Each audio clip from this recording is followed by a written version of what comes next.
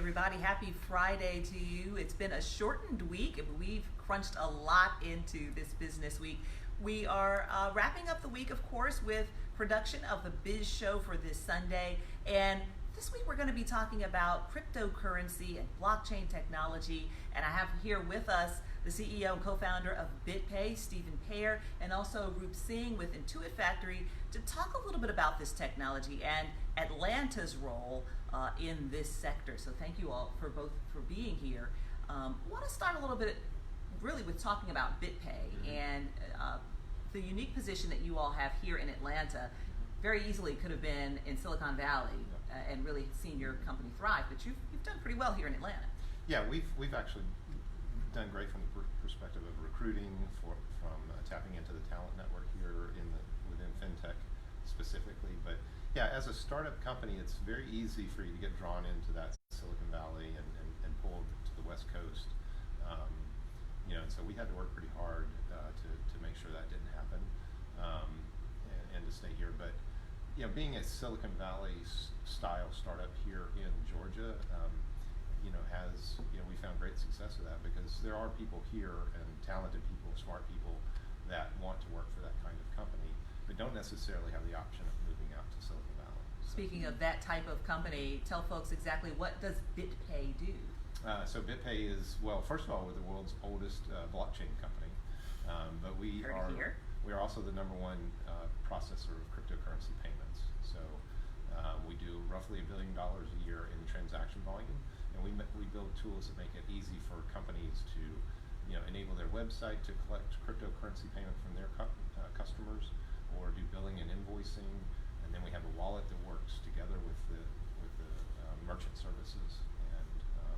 It can be very as simple as a company creating an account with us, going through an onboarding process, and putting a button on their website, and they're ready to go, and they get settled, and we handle processing the transaction and then settling the next day, whatever it's settled actually in dollars and euros and other currencies without necessarily needing to handle Bitcoin or the cryptocurrency themselves. Oh wow! So we've all been hearing a lot more about cryptocurrency, whether it's Bitcoin or some of these new iterations that are planning to be released and launched.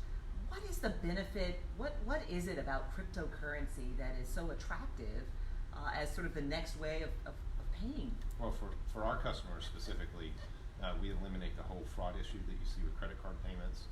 We're also much less costly. So we charge 1%, whereas a credit card a business might pay 2 to 3% for a credit card transaction.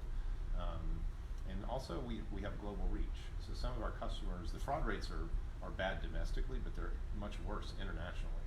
So and when credit card fraud happens, the merchant actually eats that cost. And so that just adds to it's not just 2 to 3%, it's 2 to 3% plus a lot of other ancillary fees plus the cost of fraud. And so we actually have some of our customers that the only way they'll sell their products or services internationally is through our platform.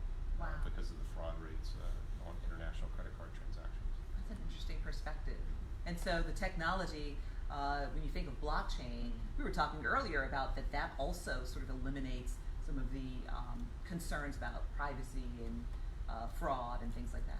Right, of course. So blockchain to me is a technology that gives you ability to share data, but share it in a way that it's secure and store it once and share it a number of times. It also creates immutable records. So what that means is that once it is shared on the blockchain, it will not or cannot be changed, hence you can trust. So blockchain to me is a medium of trust efficiency. We have design systems in the world to share data as of today, but those business processes tethered with the database way of making transactions is very insecure, and it's very costly and ineffective. Blockchain is a much more effective and efficient way of doing the same thing, and you'll see a lot of companies moving into that direction and finding more interesting use cases for the application of this technology. I would think with all of the headlines that we've been seeing recently about breaches and hacks, that this is really becoming a lot more attractive. One other quick question, and we're here in Atlanta, there are a lot of universities here. We always hear about Atlanta being a great place to find workers. Are there enough people being trained in the universities to know how to get jobs and innovate in this field of blockchain and cryptocurrency? Yeah, I think there's a lot more excitement in the education side now, given the evolution. So if you look at the three major universities, Georgia State and Robinson College of Business, Georgia Tech, and Emory, they have some kind of presence in the blockchain arena already. Georgia State has 2 grad school courses.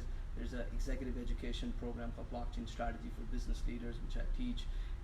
And there's also a fintech and a blockchain lab that people utilize. At Georgia Tech, there's a technical course that both undergrads and grads can take.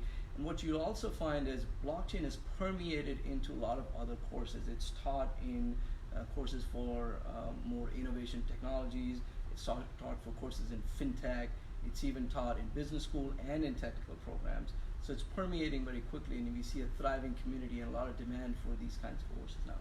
So we should see a ready workforce in a few years to handle the demand. So, well, thank you both for being here. And of course, you can find out more about cryptocurrency and blockchain technology on Sunday on the BIZ Show. We'll be talking more about it.